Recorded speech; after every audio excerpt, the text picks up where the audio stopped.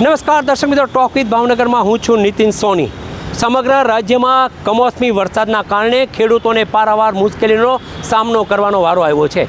ગુજરાતના અનેક જિલ્લાઓ એવા છે જ્યાં ખેડૂતોનો જે પાક છે એ ખેતરમાં ઊભો હતો અને આ પાક છે એ બળી જવા પામ્યો છે, પાણીમાં ખેંચાઈ જવા પામ્યો છે, ખેડૂતો લાચાર બન્યા છે। રાજ્ય સરકારે તાત્કાલિક અસરથી 5 જિલ્લાઓમાં જ્યાં નુકસાની થઈ છે ત્યાં મંત્રીઓને આદેશ કર્યા છે એ વિસ્તારમાં જાય અને ખેતરોમાં જઈ સર્વે કરે ખેડૂતોને કેવા પ્રકારનું નુકસાન થયું છે। વાત કરવી છે ભાવનગરની। ભાવનગર જિલ્લાનું તળાજા હોય, મહુવા હોય કે ઘોઘા હોય, આ તમામ વિસ્તારોમાં ખેડૂતોનો જે પાક હતો એ નિષ્ફળ જવા પામ્યો છે। ભારે વરસાદ આવ્યો છે અને એના કારણે પાક છે એ સંપૂર્ણપણે ધોવાઈ ગયો છે। ભાવનગર માટે એવું કહી શકાય કે મોસાળમાં માં પીરસનાર છે, એટલા માટે વાત છે।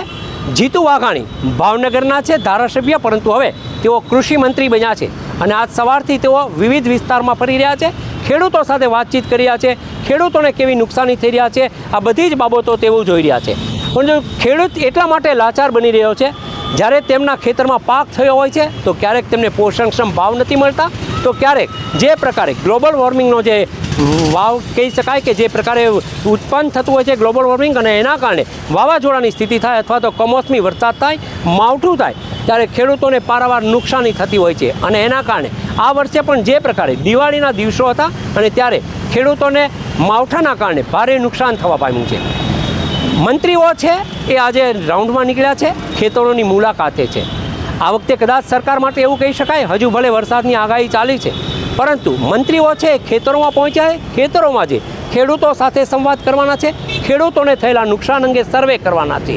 ભૂતકાળમાં કદાચ એવું થતું હશે, એર કન્ડિશન ઓફિસમાં બેસીને અધિકારીઓ સર્વે કરતા હતા, એવા ખેડૂતો આક્ષેપ કરતા હતા અને ખેડૂતોને પૂરતી સહાય નહોતી મળતી। પરંતુ આજે જ્યારે મંત્રીઓ જિલ્લાઓમાં ફરી રહ્યા છે ત્યારે ખેડૂતોને આશા છે કે તેમને જે પ્રકારે નુકસાન થયું છે એ પ્રકારની સહાય મળશે તો ખેડૂત ફરી એક વખત બેઠો થશે અને ઊંચો આવશે। ગઈકાલે જ કમોસમી વરસાદના કારણે, એમાં પણ કમોસમી વરસાદ ભારે છે, માનનીય મુખ્યમંત્રી ભૂપેન્દ્રભાઈ પટેલે તરત જ મંત્રીશ્રીઓ સાથે બોલાવીને ચર્ચા કરી। ડેપ્યુટી સીએમ પણ હાજર હતા, માનનીય હર્ષભાઈને નક્કી કર્યું કે જે જિલ્લાઓમાં વધારે વરસાદ છે ત્યાં તાત્કાલિક મંત્રીશ્રીઓ પહોંચી ગઈ રાતે જ બધા એ વિસ્તારમાં પહોંચી ગયા છે। જેમ કે આજે હું ભાવનગર આવ્યો છું એમ ગીર સોમનાથ ને જૂનાગઢ, વાજાજી અને અમારા અર્જુનભાઈ મોઢવાડિયા એ પહોંચ્યા છે, અમરેલીમાં કૌશિકભાઈ વેકરિયા પહોંચ્યા છે, નરેશભાઈ તાપી, જયરામભાઈ પહોંચ્યા છે। તમામ રિયલ ટાઈમ મોનિટરિંગ અને અહેવાલો માનનીય મુખ્યમંત્રીશ્રી તમામ કલેક્ટરો પાસેથી, ધારાસભ્યશ્રીઓ પાસેથી, સંસદસભ્યશ્રીઓ પાસેથી મંત્રીશ્રીઓ સાથે ચર્ચા કરીને લઈ રહ્યા છે। પણ તરત જ સ્થિતિનો તાગ મેળવવા માટે આજે ભાવનગર જિલ્લામાં હું અહીંયા શિહોર તાલુકામાં ખેતરમાં પણ આવ્યો છું। ખેડૂત પણ જીવાભાઈ અમારી સાથે છે।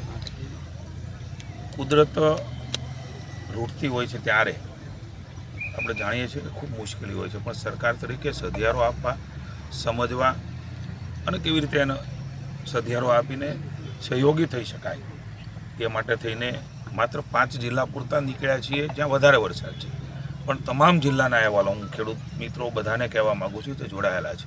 તમામ રિપોર્ટો, પ્રાથમિક અહેવાલો જે પણ મુખ્યમંત્રીશ્રીએ તાત્કાલિક સૂચના આપી છે એ આખા સ્ટેટ મોનિટરિંગ સેલમાં ઉપર નજર રાખી રહ્યા છે, ચર્ચા કરી રહ્યા છે અને કેમ શું થઈ શકે એના માટે બધી જ બાબતોની ચર્ચાઓ કરીને અંતે કે કેવી રીતે ફરી વખત ખેડૂત બેઠો થાય એની ચિંતા કરવાના છે। આજે અમે અહીં આવ્યા છીએ, સાંજે કલેક્ટર ઓફિસે સમગ્ર જિલ્લાની ચર્ચાઓ, રિવ્યૂ બેઠકો અને અહેવાલો એ પણ લેવાના છે અને ભવિષ્યમાં પણ શું થઈ શકે એની પણ વાત આપની સાથે કરીશું। પણ રાજ્યની ભૂપેન્દ્રભાઈની સરકાર એ હંમેશા સંવેદનશીલ રહી છે, ખેડૂતોની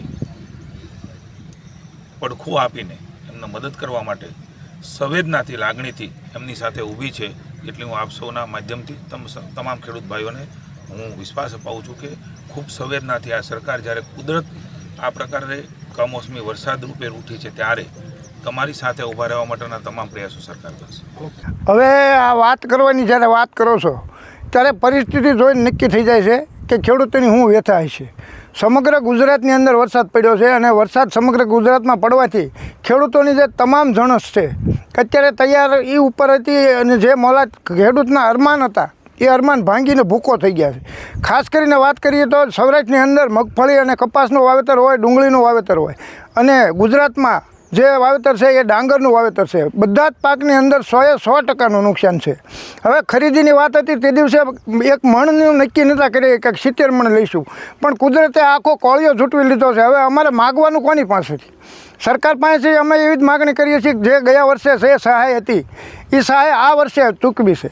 તો અત્યારે સર્વે કરી અને આવતા મહિનામાં અમને સહાય મળે ને એ રીતે કરવું જોઈએ. એનું કારણ કે એરિયલ સર્વેથી કરવાથી કે સેટેલાઇટ સર્વે કરવાની જરૂર જ નથી. એનું કારણ કે હાઈવે ઉપર નીકળો તો તમને પરિસ્થિતિની ખબર છે, સોશિયલ મીડિયામાંથી તમને પરિસ્થિતિની ખબર છે, અને ખરેખર વાતાવરણથી તમારા ઘરની અંદર પણ તમે બેઠા હોય તો ખબર પડે કે આ નુકસાન કેટલું છે. ઘરની અંદર પાણી ગરી ગયા છે, જે મળદ તૈયાર હોય છે તણે દરિયા સુધી પહોંચી ગઈ છે, અને બધે અત્યારે જે નિર્માણ થયેલું છે શમશાન જેવી અત્યારે ખેતીની હાલત છે. સાહેબ, ખાસ કરીને વાત કરીએ છીએ અત્યારે એક તરફ પોષણક્ષમ ભાવ નથી મળતા, મોંઘા દાટ બિયારણો તમે વાવો છો, ખેડૂત અત્યારે લાચાર થયો છે એવું કહી શકાય? ખેડૂત 100% લાચાર જ છે. એનું કારણ કે 2022ની વાત હતી કે ખેડૂતોની આવક ડબલ કરવાની, પણ અમારી આવક કુદરતી રીતે પણ અમારે કુદરતનો સપોર્ટ નથી, અને અહીંયા જે સરકાર છે એની સહાયતાનો પૂરતો સપોર્ટ નથી. કેમ કે મિનિમમ સપોર્ટ પ્રાઇસ નક્કી કરેલી છે, એ ભાવ અમને ક્યારેય માર્કેટિંગ યાર્ડમાં મળતા નથી, અને માર્કેટિંગ યાર્ડમાં ભાવ નથી મળતા એની સાથે ખેડૂત વેચવા માટે મજબૂર છે. એનું કારણ કે એને એનું ઘર હલાવવું, એનો વ્યવહાર જાળવવો, એના માટે થઈ અને ઓછા ભાવમાં ખેડૂત વેચી અને કાયમ ખોટ જ કરે છે. ખાસ કરીને જો સર્વે કરવામાં આવે તો બેંકના લેણા છે એની ગણતરી કરે ને એટલે સરકારને ઓટોમેટિક ખબર પડી જાય. અર્થશાસ્ત્રની દ્રષ્ટિએ આ એક શ્વેતપત્ર બહાર પાડવાની જરૂર છે ખેડૂતોને. પહેલાં પ્રથમ તો શું થાય, આખી અમારી 4 મહિનાની કમાણી અત્યારે લેવાનો સમય આવી ગયેલો છે, અને જે અત્યારે વરસાદ આવ્યો ટોટલી અમારી બધી વસ્તુ છે તમે જે ગણો તે બધી ખેતરમાં પડી છે, અને ખેતરમાં તમે નજર સામું જોઈ રહ્યા છો કે કઈ પરિસ્થિતિ છે. અત્યારે તમે જુઓ તો સિંગ તૈયાર, બાજરી તૈયાર, અમારો કપાસ તૈયાર, અને ડુંગળી પણ અમુક સોંપી દીધી છે. એ ડુંગળીના પહેલાંમાં પાણી ભરે છે, સિંગના પાથરા પણ બધા ટોટલી પલળી ગયા છે.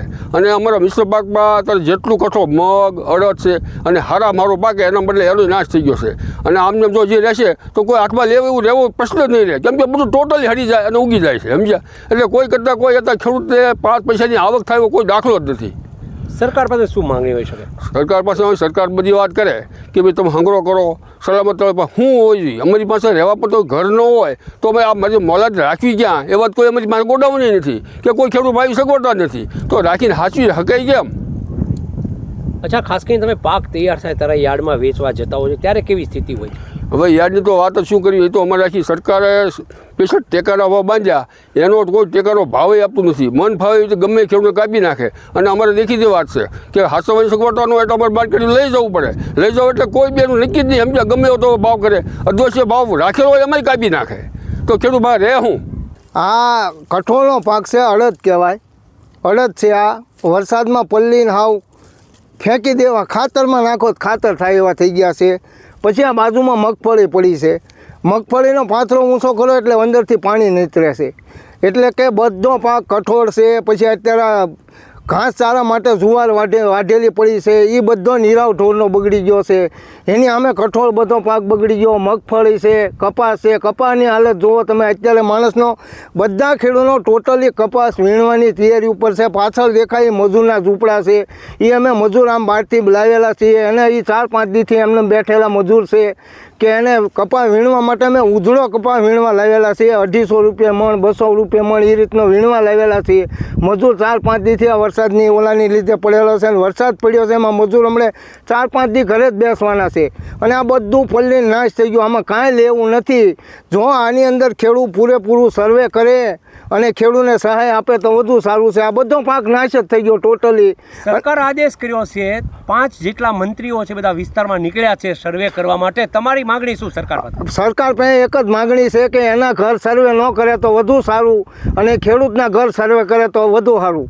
એનું કારણ છે અત્યારે આ સરકારને 25 વર્ષથી આંગળી અમારી ઘસાઈ ગઈ છે મત દઈ દઈને, કે ભાજપ સરકારને મત દીધો, પણ આ ગધેડાના ઓલા બોકા ભરવા જેવી વાત છે કે આ ઘોના ચામડા જેવી સરકારને કેદી સુધારો થાય એટલી મારી માગણી છે ને. હવે પબ્લિકને કહું જાગૃત થાવ.